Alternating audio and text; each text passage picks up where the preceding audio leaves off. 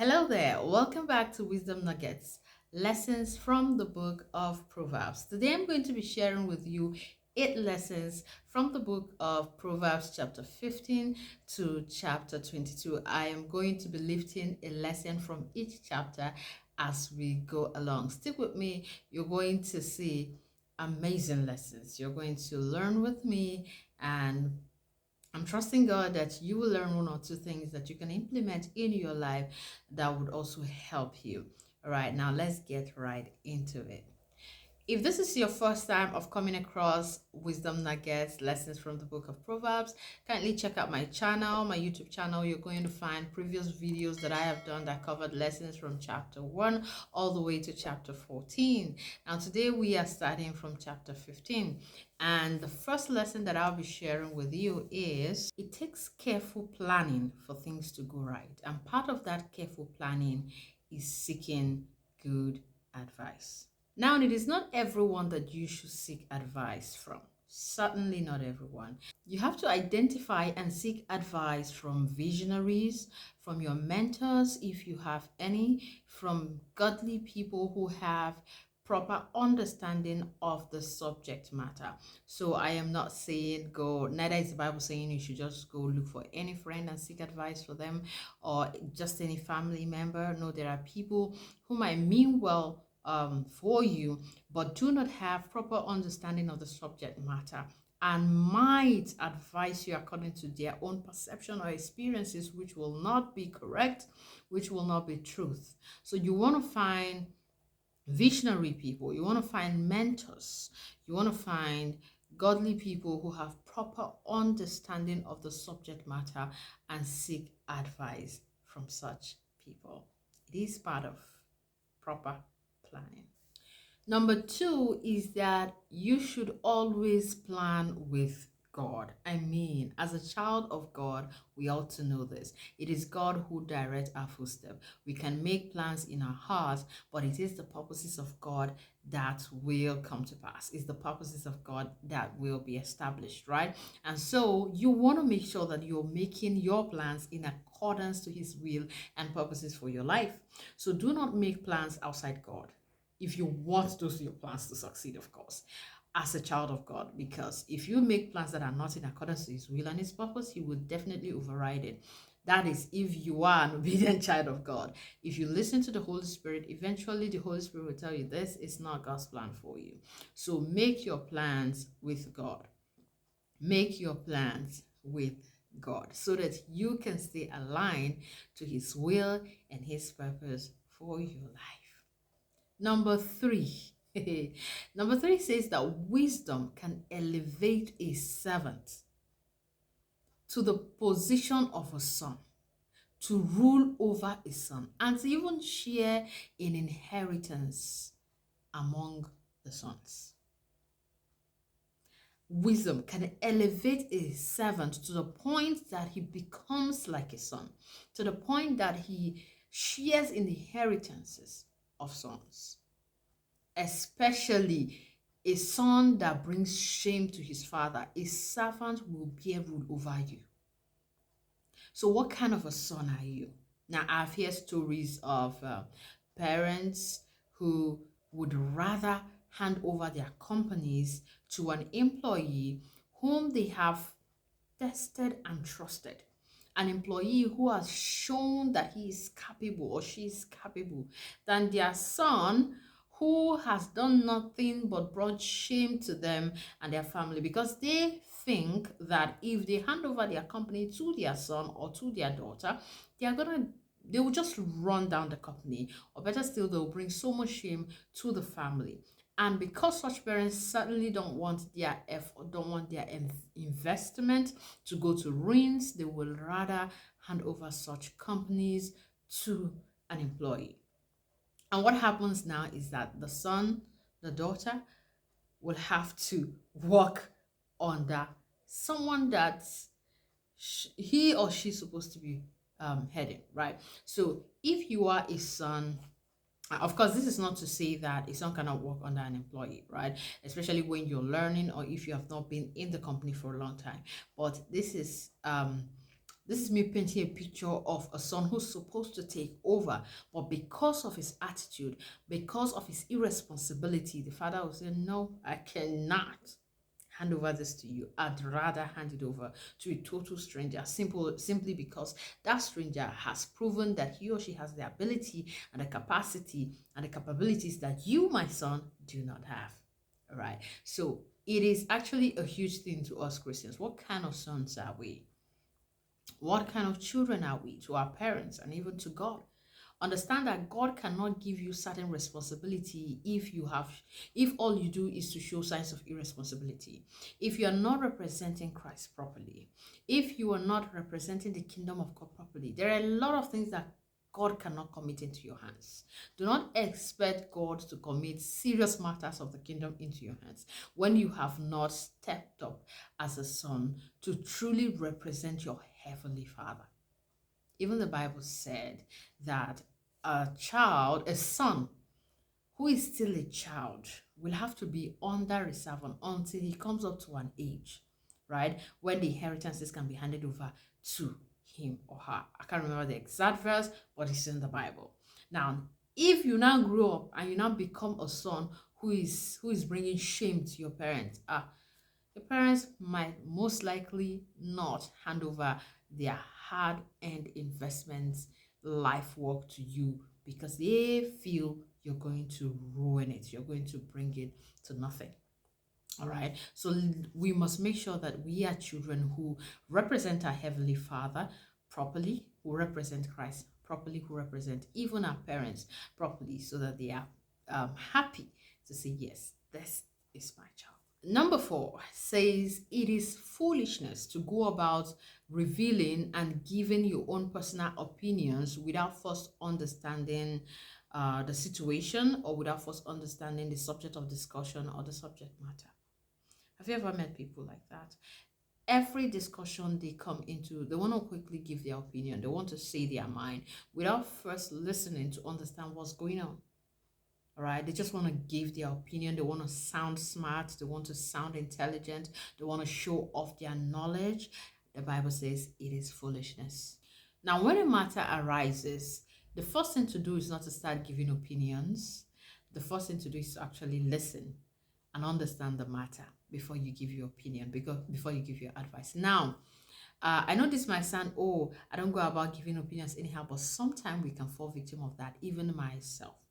Now, let me bring it home a bit. For example, let's say my husband comes home and he's trying to communicate something to me, something that happened at work or something that happened, when he went out, and he's telling me this thing.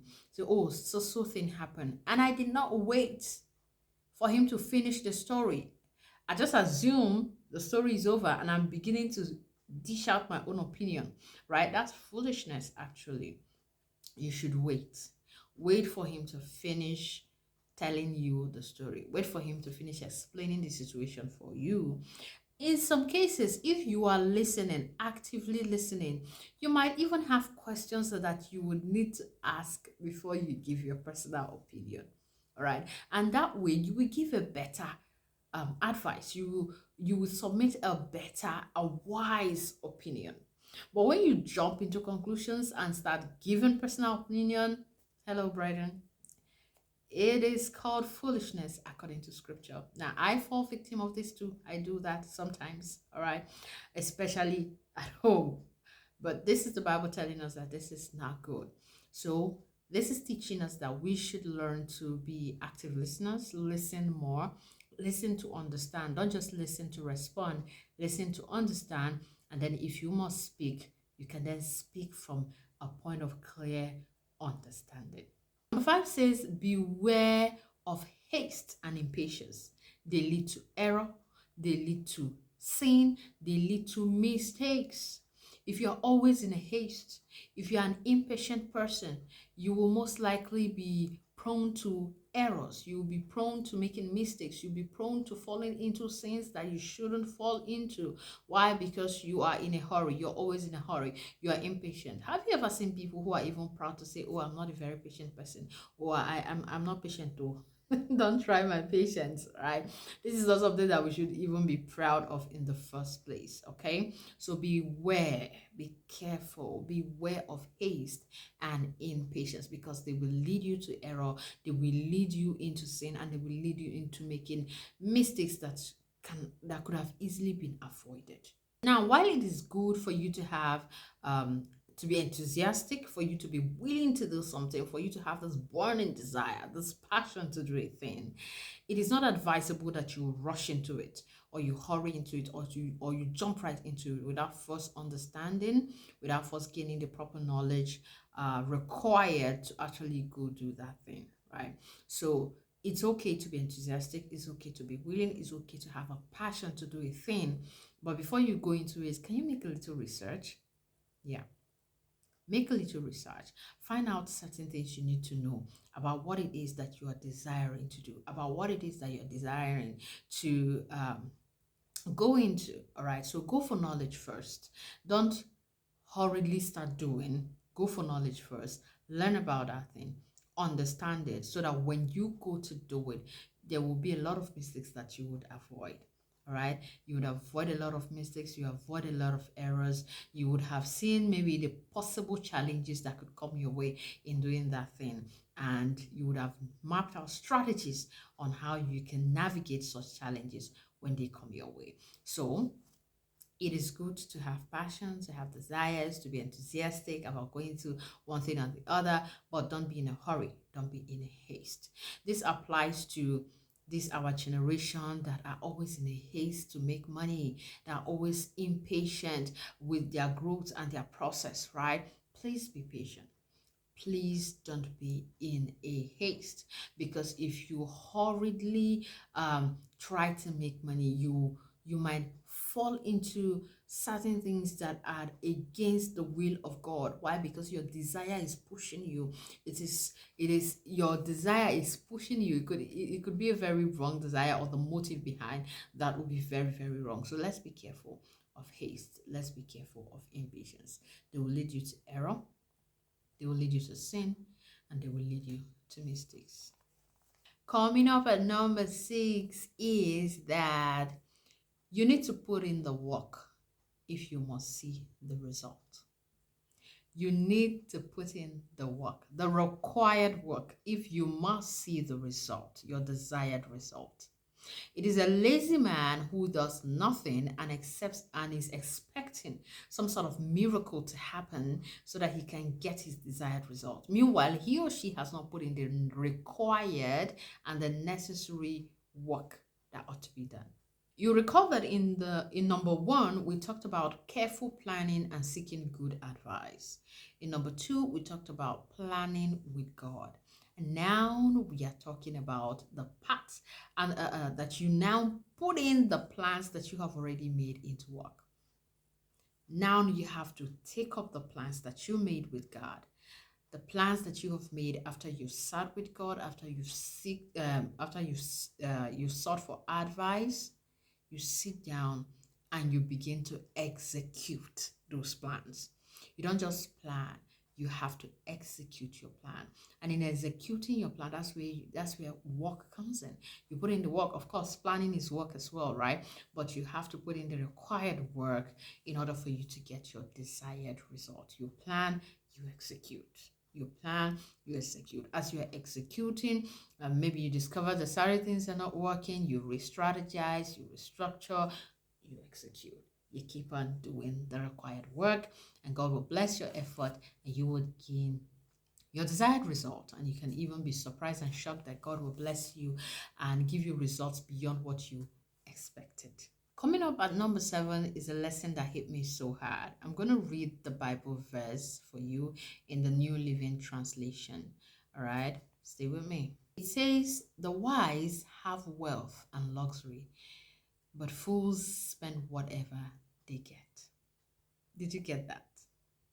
The wise have wealth and luxury, but fools spend whatever they get.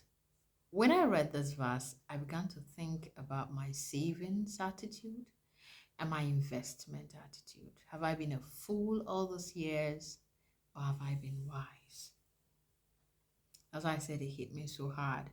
I had to check my savings attitude. I had to check my investment attitude. And of course, I had to make some adjustments. The Bible used some strong words here, but it is true. Everything that comes to us, there is a seed part of it. We're talking about finances now, right? Of course, it's not even only finances, but I'm capitalizing on finances right now. When we get finances, part of it is a seed. Not everything is bread to eat. Part of it is seed that must be planted to get harvest. So make plans, make adjustments if you do not have savings, if you're not making investments. All right. Investment does not necessarily mean investing in some multi-million-dollar business or that. Okay, you can start at your level. No matter how little it is you have, you can put out something. You can save a very tiny percentage of your paycheck, of your income, of your salary. You can put out that little money out there. You can invest it in personal development. You can invest it in whatever kind of investment that will yield you good profit. You can invest it back into a business to yield you more harvest, right? So don't be a fool. Don't spend everything. Don't squander everything that comes your way. Don't eat everything. Make sure that you put out your seed and plant it. Number 8 and the last one for this particular video says, choose good reputation over riches. Yes, choose good reputation over riches. In our time and age, this is probably going to be laughed at. People are going to feel that this is old school. How can you tell me to choose good reputation over riches? Please bring the riches first. I will choose it, then we'll work on the reputation later. So people will even tell you that when you are rich, you will automatically have a good reputation. Now, that is not correct. It's not always correct. In fact, it's not correct. Why do we say this? There are a lot of people who make their riches or make their wealth through illegal means, through ungodly means. Hence, they have no good reputation with men, and they certainly have no good reputation with God. Bible says, choose good reputation over wealth, over riches, over great riches. That's how the Bible even puts it.